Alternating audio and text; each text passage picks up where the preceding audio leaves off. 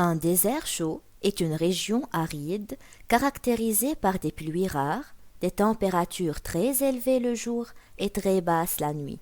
Cependant, plusieurs plantes sont capables de vivre dans ces conditions. Elles ont développé une intelligence incroyable. Bonjour et bienvenue dans cette vidéo dans laquelle nous allons découvrir comment les plantes désertiques survivent dans le désert et quelles adaptations elles ont besoin pour y parvenir. Le figuier de Barbarie. C'est un genre de cactus qui s'adapte à la sécheresse en emmagasinant une grande quantité d'eau dans ses tiges. C'est pour cette raison que les tiges du figuier de Barbarie sont larges et gonflées. Elles ressemblent à des raquettes. De plus, afin d'éviter les pertes d'eau par transpiration, le figuier de Barbarie a réduit ses feuilles à des épines, car plus la feuille est petite, moins la plante transpire. En effet, ce sont les feuilles qui nous piquent quand on touche le figuier de Barbarie. L'adaptation de cette plante ne se limite pas aux tiges et aux feuilles. Les racines ont, à leur tour, un rôle très important. Elles sont superficielles.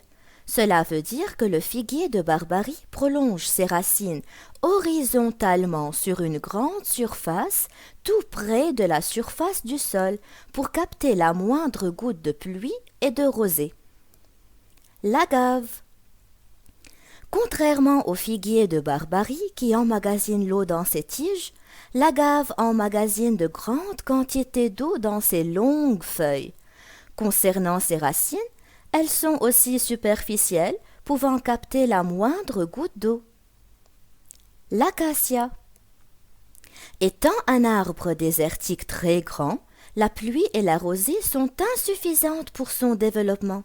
C'est pourquoi il prolonge ses racines plusieurs mètres en profondeur pour qu'elles puissent atteindre les eaux souterraines. Pour conclure, ce qu'on a appris est le suivant.